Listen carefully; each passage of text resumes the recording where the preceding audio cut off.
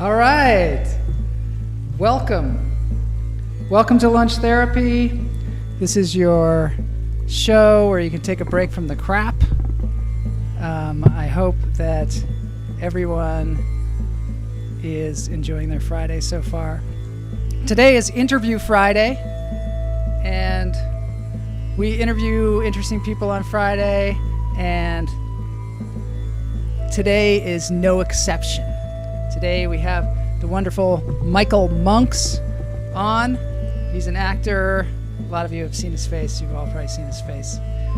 The other thing that I want to tell you about is there is a terrific show coming tomorrow, which is it's a comedy show.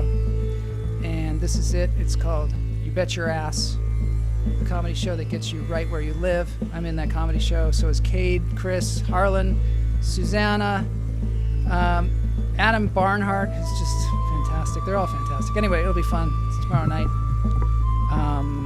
Email Cynthia to get from the ad. The ad is, her address is right there, sinlevin2@gmail.com. We are having some kind of problem with YouTube right now. I'll try and deal with it. I think that there might be 2 streams. I can't see everybody's chats as it was yesterday. I see Ben's. I see you look very fuzzy on my YouTube. I don't know what's going on. YouTube's screwing me lately.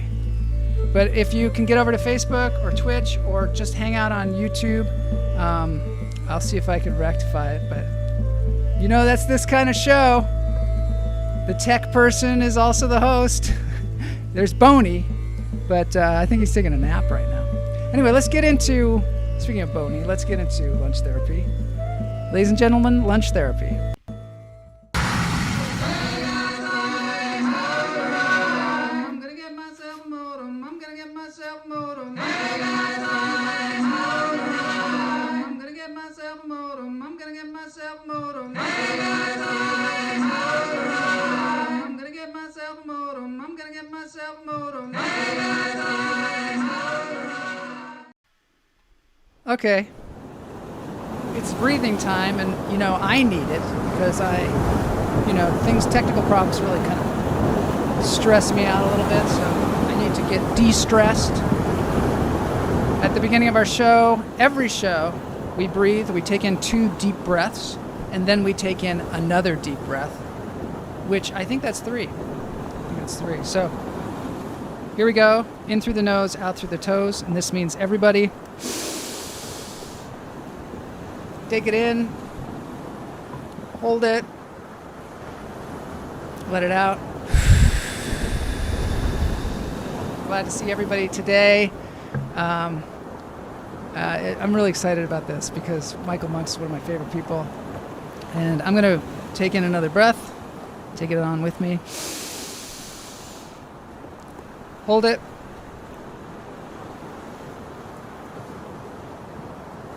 Let it out. Our ASMR experience today is brought to you by Kyler Boone's Nomadic Ambiance. This is Maine behind us.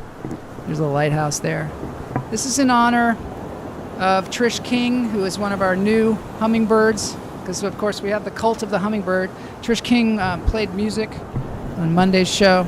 She lives in Maine. It's a new Maine viewer. I also have some other breaking news, which is, the puppy Fozzie that's at the Marshall family up in Seattle. Fozzie has learned his name, so we're going to just see that. We've got a little bit of evidence. Fozzie, come here. Come here, Fozzie. They're yelling his name, and there he is. There you go. Come on. Excited little puppy. We like to have excited puppies on the show because it's another thing that helps us chill, even when YouTube is freaking us out. Let's take one more deep breath in through the nose, out through the toes. Fozzie, come here. Hold it. Come here, Fozzie. Come on. Let it out. Another video I have for you today is my guest, Michael Monks, skiing. This is him skiing. I'm skiing behind him with my iPhone, trying to trying to keep up with him. He's got his 70s and 80s ski gear on, as do I. That stuff really holds up. They don't make it like they used to. Yeah, he's a good skier. That day I was using my phone to video things and I crashed a lot. It's surprising I didn't crash into this guy snowboarding. But there's Michael Monks in his ski stylings. Oh, we missed his face. There's his face. All right, let's get on to the interview. Michael Monks is coming up. I'm going to intro him when I get him on the screen. Everybody out there, feel free to chat. You can chat on the YouTube, and you can chat on Facebook, and I post them on the screen. We can have a conversation. And that's what's fun about the show. One of the things that's fun. The other thing is that we get to talk to cool people like Michael. All right, here we go. Ladies and gentlemen, Interview Friday with Michael Monks. Here we are with Michael Monks. Michael Monks is a face that I'm sure you've seen many times on your television set or on your movie screen. He is a dear, dear friend of mine and a mentor. He's a mentor of mine. I met Michael. I had kind of lost my path on the acting career, which sometimes happens. I looked down, I was like, I'm not even on the path anymore. People in my general circle don't even know I'm an actor. People, it's just bizarre, like how that can happen. And I was like, I'm going to get back in an acting class. As painful as it seemed to me at the time, I'm going to get back in an acting class. I got in the wrong acting class first, where I had a teacher who, I don't know what was going on with him. He seemed like he was around my age. And so whenever I talked about things from my experience, I don't know whether he felt threatened or what, but he started to really make me feel bad. And I realized this 90% of the acting world in Hollywood is self-esteem and feeling good about yourself and feeling like you have something to communicate. So I realized I got to get out of here. And I had heard about Ivana Chubbuck Studios for many, many years. And I thought, I'm going to check that out. And I found myself in Michael Monks' acting class, and I find him to be, he is one of the best acting teachers in Los Angeles, and believe me, I've seen a lot of them. And he is also a wonderful actor, and I think that part of it is because of his, because he studies acting. He's been studying acting his entire life. And he is also a terrific friend. That's one of the things, being in Los Angeles, and we are all in this together, and you can find yourself in a group where it's fun to be competitive, but you can also find yourself in a group where people are kind of crabs in a barrel and trying to pull you down, you know what I mean? Trying to mess with you because for some reason they feel like it lifts them up. So Michael creates an environment, and Michael is the kind of person that is super supportive and also honest. So I'm just really glad to have you here. Thank you for having me. Very exciting. Yeah. So I wanted to find out, first of all, I know a lot about you, first of all, because I've been in acting class for you. I think with you for at least 2 years. I think that's about right. Yeah. Yeah.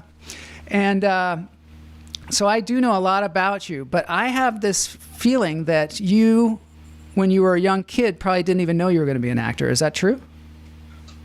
That is true. Although I was always intrigued by it. It's funny because when I was a young kid and I would watch TV and especially commercials, I at one point thought I would go into advertising because I would watch a commercial and I would think how I could make that commercial better. And I would sit there, and I was also a huge fan of Bewitched, and on Bewitched, Darren was an ad exec. Yeah. Oh, yeah. And so I would watch that, but that was my I was intrigued by performances and commercials, and I think everybody's intrigued by TV and film because we watch it and it just seems like, wow. It's the same with music. You watch a rock star and you think, oh, I want to do that. Did you think that it was possible? Because a lot of people think that it's not even possible to, end up on the TV screen. That, like actors and rock stars, they all live in like some other world. Yeah, I don't know that I ever articulated to my mind that, oh, I could do that. I was just always intrigued by it. And then when I was in, I think, third grade, a really close friend of mine's buddy worked for a production company that was in Denver for a local station. And we ended up he was shooting a Lay's potato commercial. And so he put all of our friends in it. We were just a bunch of kids clamoring for potato chips in the thing. And I think we got paid $50 or something for it. And Wow. I mean, I was intrigued by it, Yeah. but it wasn't until that had clicked. It wasn't until I got into junior high school when I did my first play. And that was just out of default because I had such a crush on the girl who was starring in it. Uh-huh. And they'd lost the guy who was going to play it. And I said, well, I'll do it.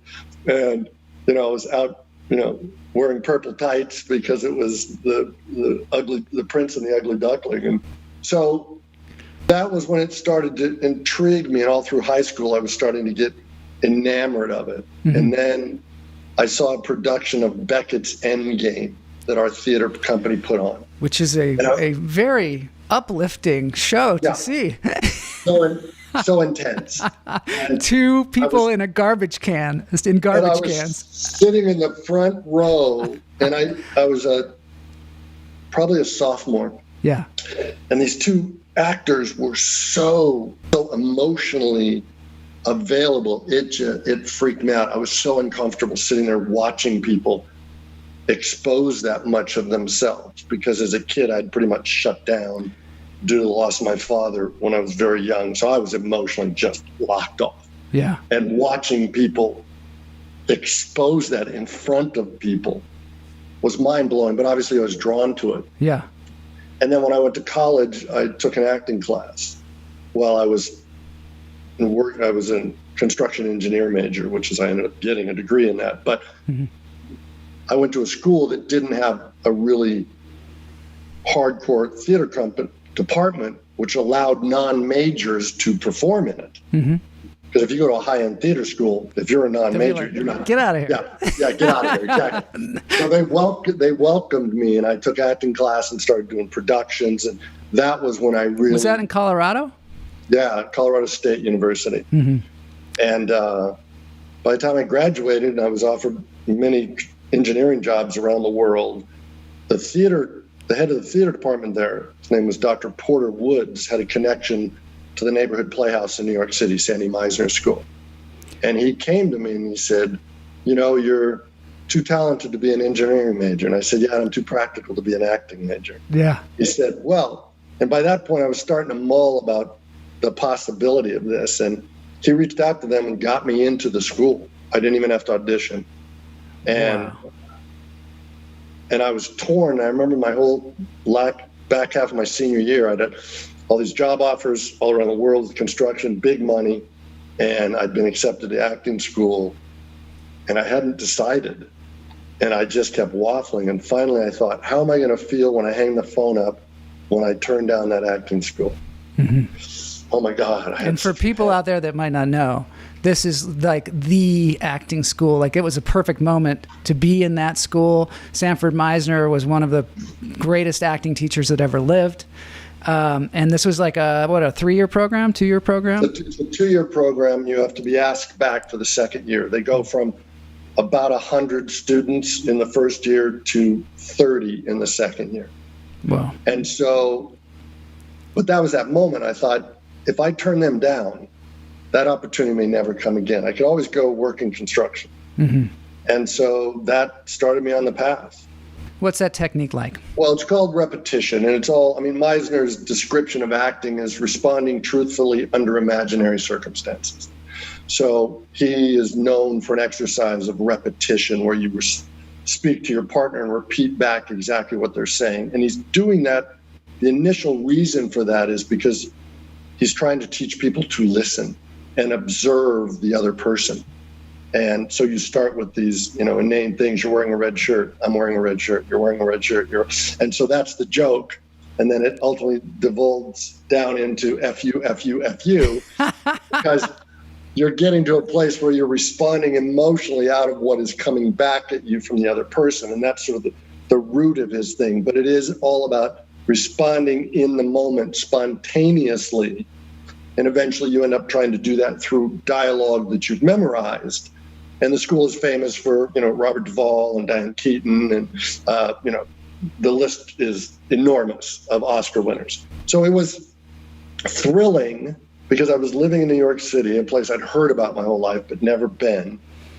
I was studying acting, and it was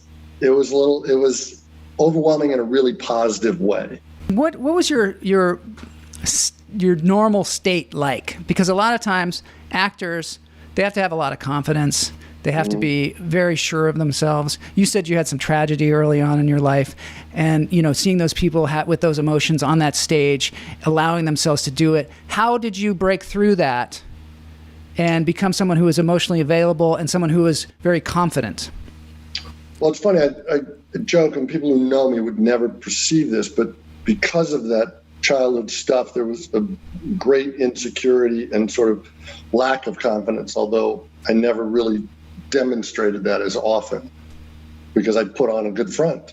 And when you get in acting school and it's all about, what you're feeling and what's being triggered, and, I could play the game very well, appearing to be. And it wasn't until I did one exercise with a girl that it was really sort of a breakthrough, in a sense that I really sort of tapped into some of that pent up grief and rage and emotion of what I'd gone through. And she was like dismissing me in this scene, and I just started to fall apart. And it was like one of these things where we would meet for an hour and a half in the afternoon. We'd have a 3-hour class in the morning. You do that every day. And the teacher would say, okay, Michael and, Brittany, get up and do some repetition. And you just start reacting off of each other. And we started doing this thing, and it just started tapping into stuff because there was a coldness to her toward me, and it started triggering some stuff. And I started coming unglued, and she at one point just walked out of the room. Whoa. And came back like the scene was over, and it wasn't. And we just picked it right back up. This went on for about almost an hour. And the instructor was a great guy named Richard Pinter. I'd also been at the Playhouse with Diane Keaton studying there. Mm-hmm. And it was just about finally trying to find and allow myself to express feelings, because until then, anytime they would come up, I would just squelch them down. So it was kind of mind-boggling to sort of just be up there and be engaging with somebody, and whatever was coming up, and it was coming up in waves of, like, it was almost overwhelming. But that was sort of the first time I found myself allowing myself permission to express what I felt, whereas before I never did. Did that have ramifications on the rest of your life, outside of acting? Yes, and in all my relationships, because all of a sudden that whole technique teaches you to observe somebody and almost confront them with what's coming back. So all of a sudden now I wasn't just playing nice with my girlfriend. I wasn't just playing nice with my parents. It was kind of like, or my mom and my stepdad. It was like I would call them. I would read their behavior, and their words were different than their behavior. Yeah. And be like, what are you talking about? That's not what you just like. All of a sudden, everyone's like, who's this? And we're not sure we like this new one, because it was very confronting on what people were giving you as opposed to what they were saying. When did you start getting roles in television and film, or did you go to stage first? Well, I went to stage really because I was in New York and I started doing commercials. So I was on camera doing commercials, as most actors start their careers. But there was not much TV or film back there. I did some short films and student films, and was just kind of struggling, learning to act, really. Mm-hmm. I mean, and all my friends from the Playhouse, because I got invited back to the second year, but I couldn't afford it. So I went back to Denver and worked as an engineer, which is where I'm from, for 2 years, and built an airport terminal and high rise to save money so that then I could go back to New York and keep pursuing my acting career. Yeah. By the time I got back 2 years later, I mean, many of my close friends were on Broadway because they were all musical that's the way people. It happens. Yeah. My girlfriend was on doing Cats. My best friend was doing Singing in the Rain. My other close friend was in a show called Baby and Rock and Roll High School, the first 500 years. So, and here I was, just scrabbling around trying to do, these tiny little, off Broadway plays. So I was just kind of learning to act. and in the real world as opposed to in a setting of a school. Yeah. And it's very different. That's the hard part. Going from school to actual real world acting for money. I went up to Vermont and worked at a company called the Old Castle Theater Company in Bennington, Vermont.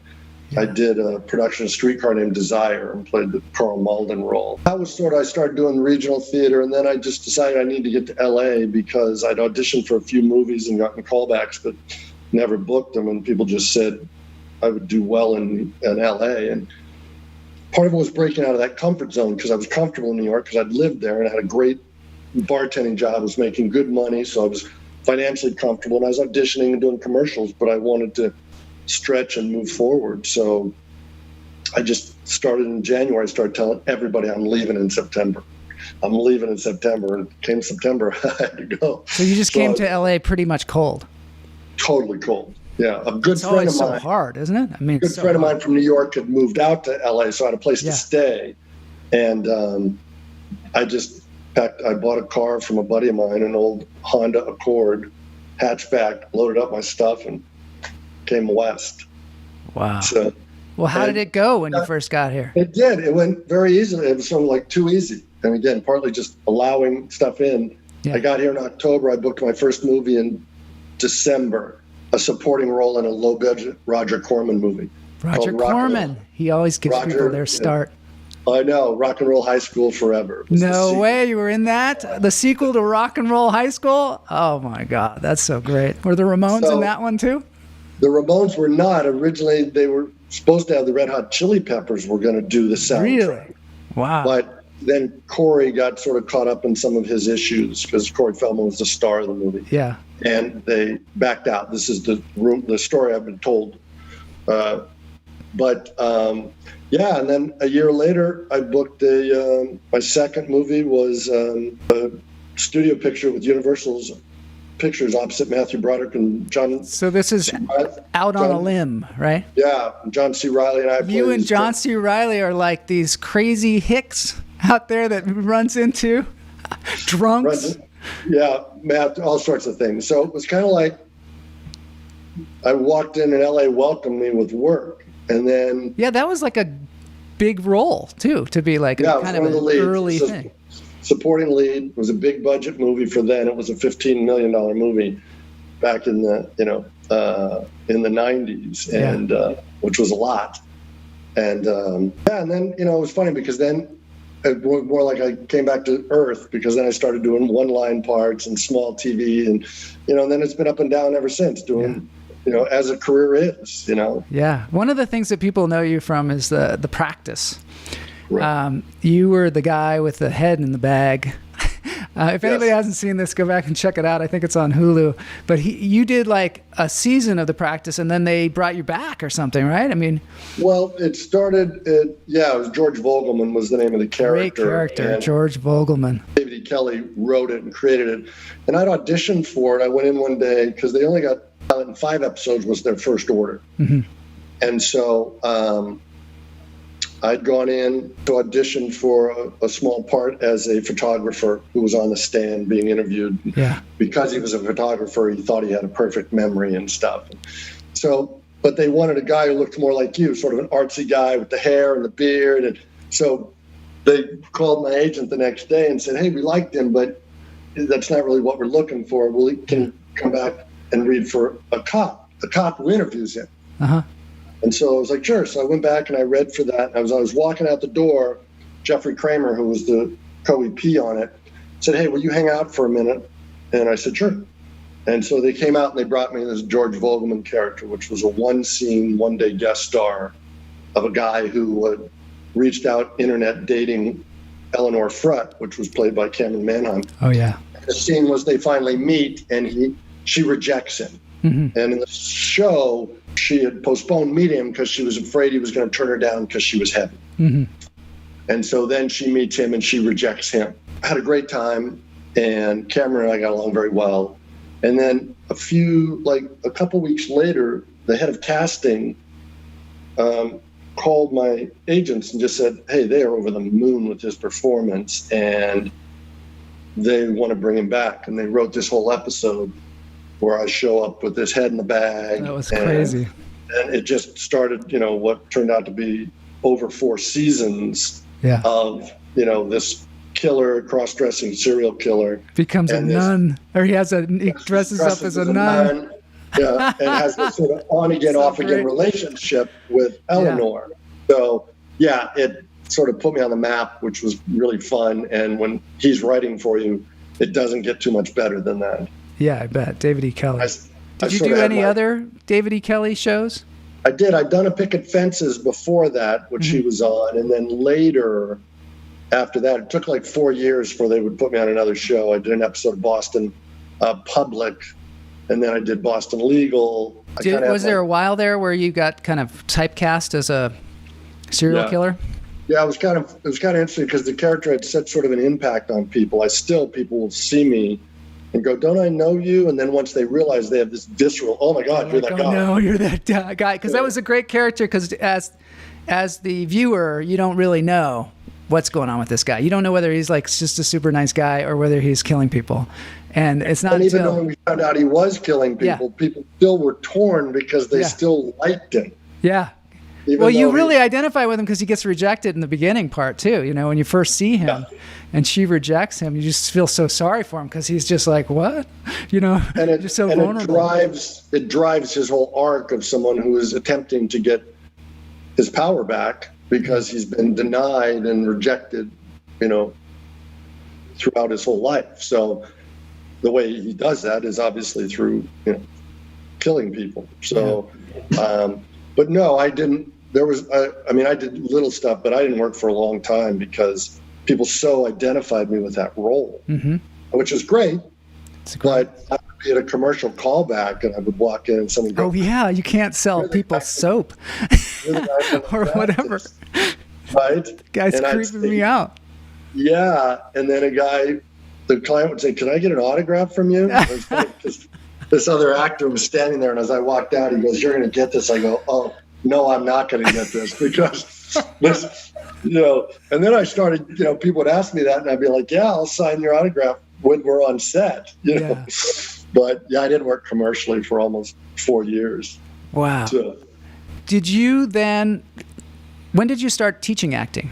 Was it early on or was it later?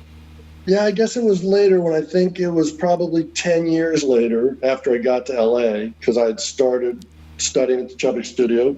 And in fact, back to George Vogelman, a woman had recognized me at the gym and said, "Oh, I saw your stuff." She goes, "Where do you study?" And I said, "Well, I'm not anywhere right now." She said, "You should check out Ivana Chubbuck." And then another actress who was a friend of another friend of mine who was a Meisner person said, "Oh, I checked this place out. You should go." And I thought, okay, I'll go check it out. And so I went to class and watched Ivana teach. And it was interesting because I didn't love the work that night, but I loved what she was saying. Yeah, she's really pretty brilliant. Resonated. She's great to be around because when the things that she says are very of the moment, you know what I mean? She's not like, they're very prescriptive to the person who's on the stage and what they're going through and where they are in their career. And it's not just her reciting things from her book. And she's also constantly evolving. Yes, her technique. But as art and creativity does. And so I decided to study with her. And about 6 months in, she asked me if I wanted to teach. Because the Saturday advanced class that you are in had been taught by Christina Pickles, who plays the mother on Friends of Ross and Monica. And Ivana said, "I love having a working actor teach that class. Would you be interested?" And I thought, it took me a while because I'd been with a lot of bad acting teachers, people that I thought were frustrated actors that took it out on their students. And I just decided I didn't have to do that. And I taught throughout my life. I'd taught martial arts. I'd taught Little League baseball, Little League football. So I felt like it was a good fit. I thought, hey, worst case, I'll quit if I don't like it. And and that was almost 20 years ago. I've been teaching there. And I said to her, the only caveat is when I book work, I'm not gonna, you're gonna have to cover me. And she was like, of course. So it's been a great marriage of, it makes me a better actor to teach. because I'm constantly working the technique. It's a day job I love. And it also allows me, because I always wish I had studied with a working actor. Yeah. I only studied with people that's all they did. Well, and a lot of times in college, we're with, good acting teachers, but they're doing it they don't have the real world experience that, of what it is day to day to try and, make this thing happen. And a lot of times, because they're in that environment, their focus is a little different. Or if they did and they were a working actor, they haven't done it for such a long time. That it's changed. So, yes, it's changed, or it's looking at it back from not having it be at the tip of the evolution of it. Yeah.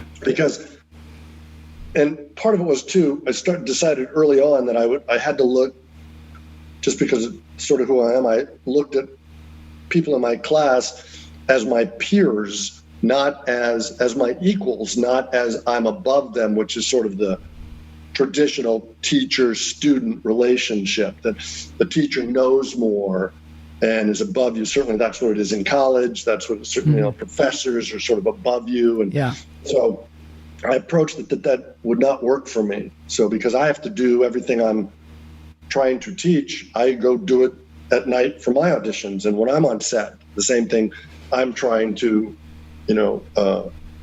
help people evolve in their careers.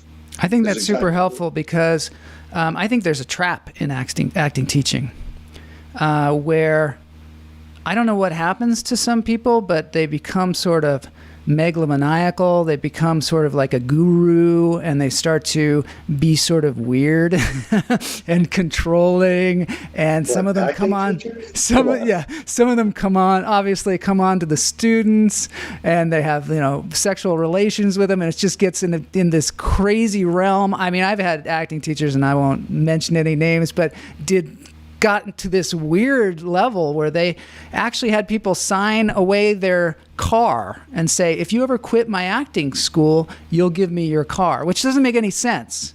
But they've gotten the people to this, they're trying to make their school so valuable to these students that the students are like, yeah, I have to know the value. See, it's like an intellectual, not an intellectual, like a mind fuck that's going on. Part of that disparity is that an acting career feels so elusive that anyone who is offering a avenue into it immediately is given a certain amount of status or power. And so it's like, if they're saying, I can help you get to whatever level you want in your career, well, people are willing to do that because they feel like often they can't get there. And that's in life, whatever that is. That's not just in acting. Yeah. People can offer you something that you don't think you can get on your own, then they basically have this power over you. So it is the disparity in that in an acting class often can show the worst side of it. Mm-hmm.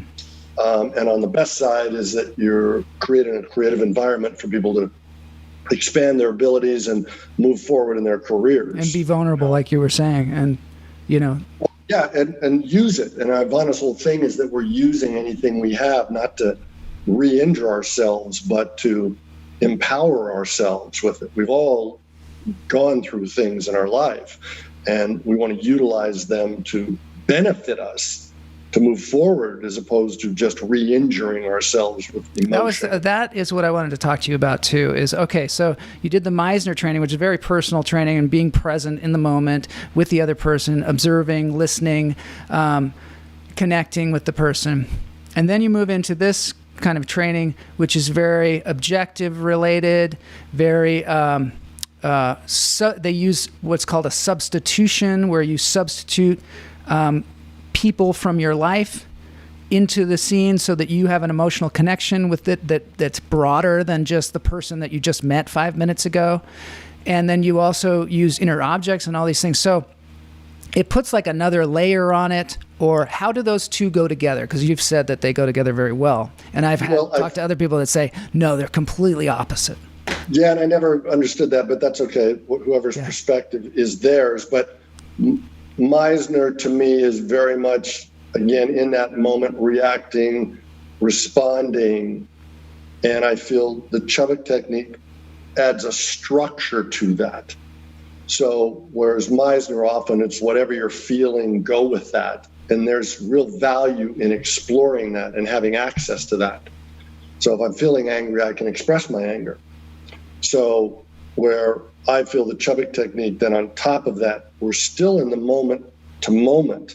What we're doing is just structuring it on the same path that the character, the script is telling us. Because it's very active in a way that we're always wanting something from the other person we're acting with, an objective, a goal, a response.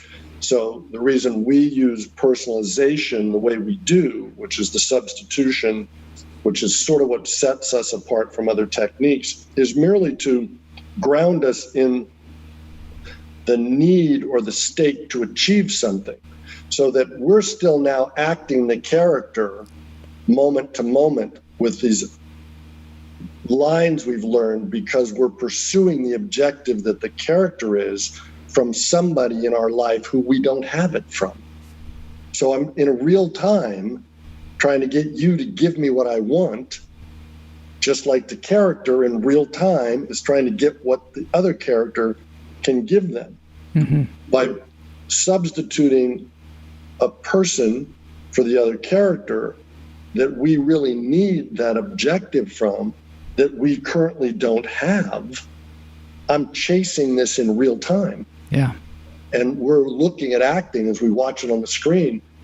It appears like it's happening in real time. Mm-hmm. Well, now instead of acting that or pretending that, we are creating that reality of the pursuit of the objective, the result the character wants from the other character, the response in real time, because we've substituted for somebody that we don't have it from. I have found that initially when I started working with that method, which was very much, objectives and actions was something that I learned in college. That's kind of what they taught us in college.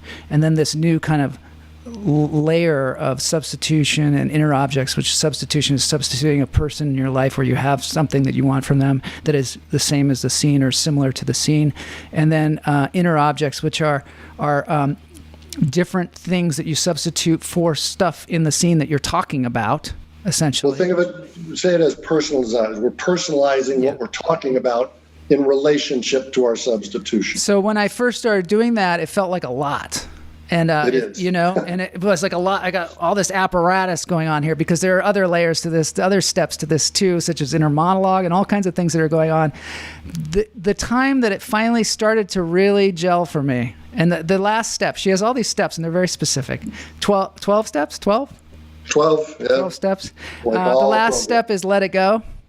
Right. And I think what I found from doing, I think I did 50 scenes in your class. And from doing them over and over and over again, I found that there was a process that was going on that was very intellectual and also very difficult to try and find this thing.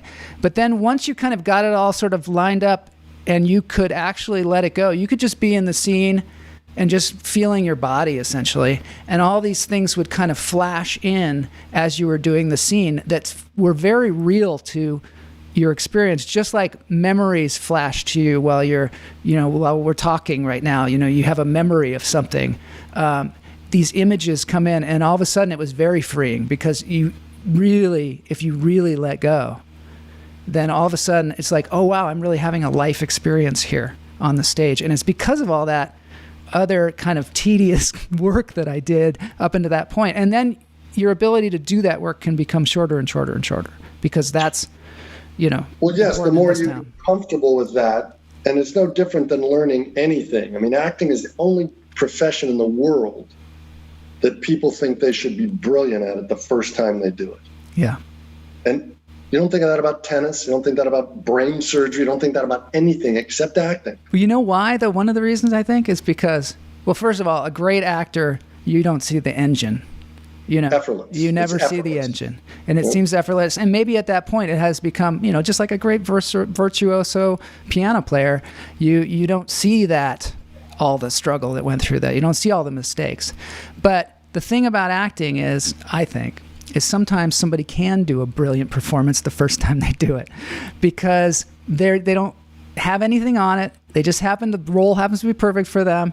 They're in a particular situation where it works. It's repeating it and doing it over and over again with different characters that is the thing that is difficult, I believe. And also kids are great at it. That's another thing too. Kids are great at it because their imaginations are just so there, and everything. You tell them something, they're like, oh, that's real because I believe everything.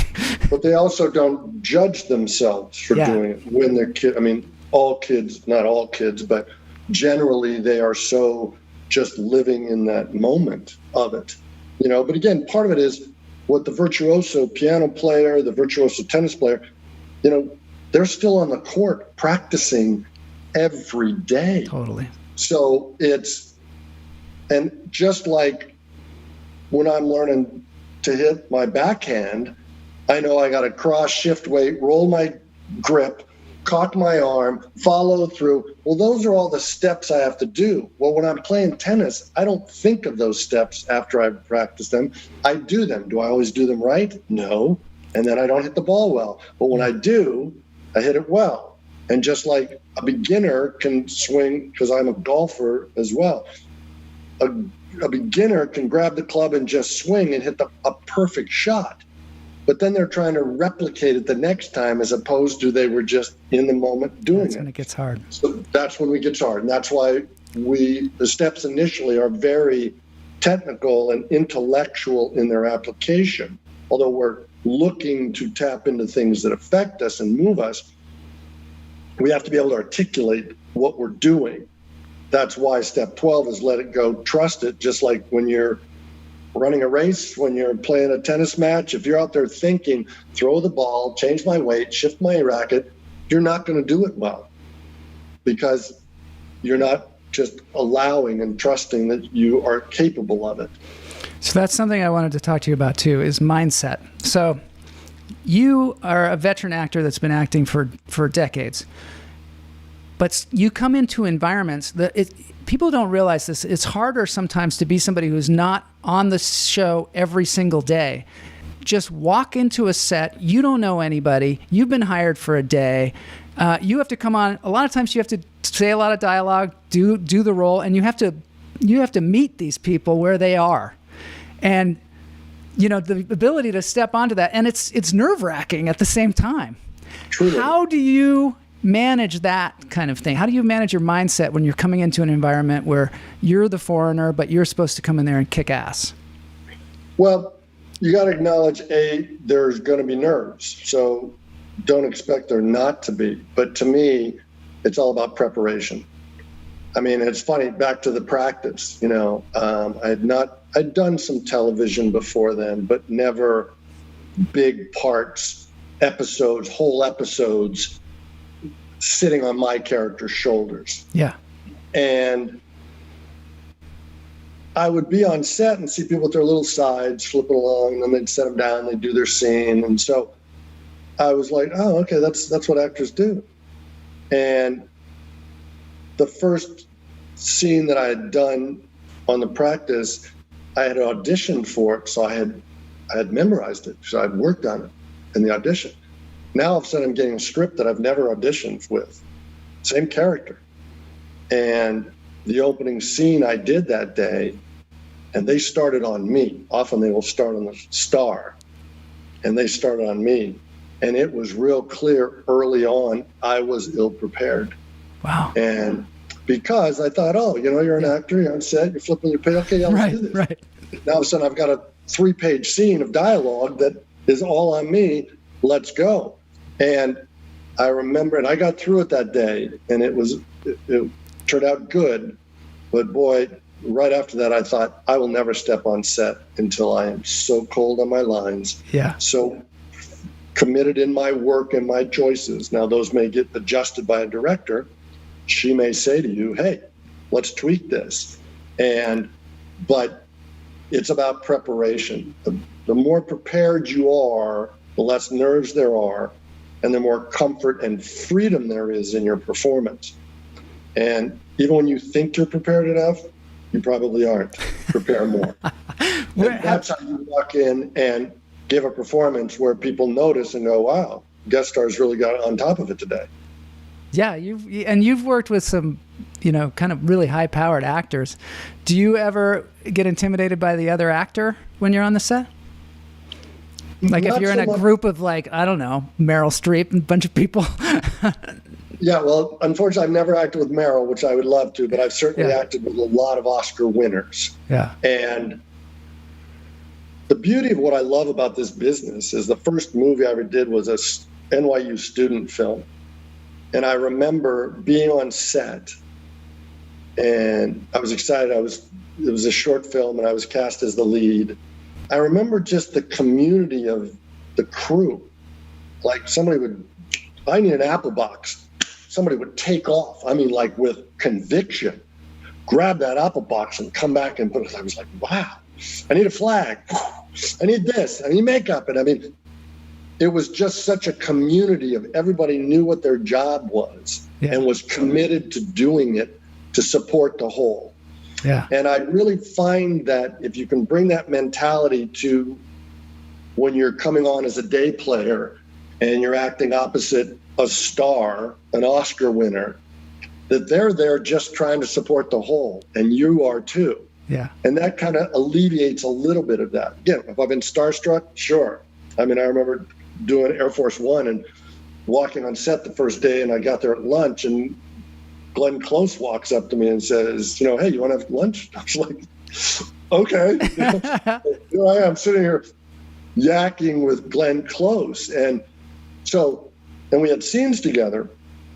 And while, again, the consummate professional, and it was just my job to be able to be the consummate professional as well, because that's really how you earn that respect. But you've got to do your work so the whole can work. Do you ever feel that you do that for other people, since you're somebody that's been, you're a teacher, you're a mentor, you're a person that when you get on set, do you find that you do that for other people as well, make them feel comfortable? Absolutely. And most actors do. I mean, I've worked with a few jerks in my career, a few severe, but most people are there because they love doing what we do. Yeah. And so, there's going to be some with egos and some, and you have to be conscious of that. You don't just barge into something and go up to the star, hey, let's talk, let's be friends. But you show up in a professional place. And for me, when I'm on set, if I'm a person that's there all the time and I know everybody, absolutely. I introduce myself to the background performers that are in my scene. Hey, I'm Michael, what's happening? Just because I'm trying to create a supportive environment that we can all make it look as good as possible. And, because I get people are nervous, I get nervous on set. It's more of an excitement of being there. I mean, I've been doing it for over 30 years and I still get thrilled every time I get to go to set. That's great. There's no better place to be. Yeah. And part of it's bringing that attitude. And you talked about it a little bit earlier in sort of the intro about it's real easy in this business to align yourself with people that want to complain about the business. Yeah. And as an actor, as someone who's been in that business, walk away from those people. You do not want to, find the people that love what they do and are relishing in doing it, not the people that want to complain about the problems. So you kind of knew the kitchen was going to be hot when you got this job, started this career, so you can't complain about the heat. Totally. So just enjoy it and know it's part of it, and you'll have a much better experience with it. Oh, that's great. I'm going to end the interview on that. But I also just wanted to say thank you. This is an opportunity for me to publicly say thank you for being there for me in these last few years, because not only were you great with me as an acting teacher, and I did not want to, even if I was moving into Ivana Chubbuck's class or whatever, I just really wanted to work with you because I felt like we were like on a path. And we were going somewhere with it, and I really appreciate that. And not only that, you came to my comedy shows, and you were helping me out when I was getting back into comedy, and it was just a huge a boost to have that kind of, that kind of somebody that's kind of got your back, Well, so you're more than welcome. I mean, it's been a pleasure working with you and watching you grow as an actor as well as a comedian, because you put the work in, and that's really impressive. Because a lot of people want to get to a level, but they want it to magically happen. Yeah. And you have to put in the work. You have to put the dedication in. And the commitment to it, and you do that in your acting, and your work is just blossoming. And same with your comedy. I mean, you do the steps, which is the work. And so it's really fun for me to be a part of people's process of growth. Yeah. And it's been a blast. So it's great. Not to get to know you and your family and all of that. All right. Right on. Thanks for being on my show, Michael. And we look forward to more shows, more movies, more leading roles. Yes. So here's to 2022. Yeah, 2020. Yes. 2021. Hopefully 2021. Yeah, exactly. All right. See you later, Michael. Okay, buddy. All right. Michael Monks. Thanks everybody for being here. Let everybody know about this because it is kind of cool for actors, especially. It's great to hear Michael's journey. That's one of the things about Interview Friday that's super fun is we get to see how people kind of evolved in their lives. So this is the end of the week. I want to thank everybody for being here this week. Yeah, it was a super fun one. I'm gonna end the week with I'm gonna do the dance break myself. So look out. I got a little Bob Dylan for y'all. And here we go.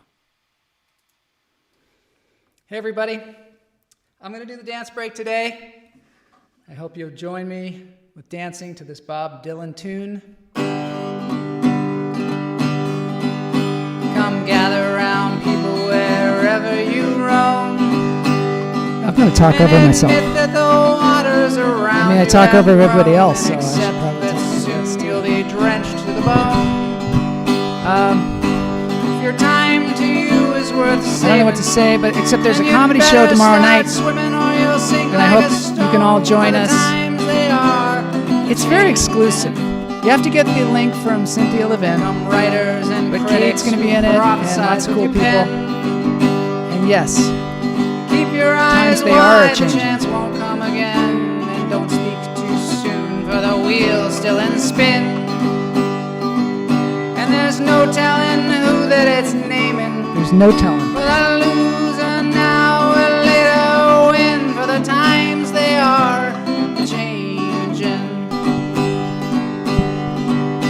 Come senators, congressmen, please heed the call. Don't stand in the doorway, don't block up the hall. For he who gets hurt will be he who has stalled. There's a battle outside and it's raging. It'll soon shake your windows and rattle your Ben's a walls. musician, For the so. times they are changing. Of course, I'm reading this off my phone. That's how. Come mothers and fathers throughout You do what you can the do land. when you're doing your own show, right? You gotta work with what And you don't got. criticize what you can't understand. Your sons and your daughters are beyond your command. Your old road is rapidly All right. aging. See you next week Please for get out more of the new one lunch if you therapy. can't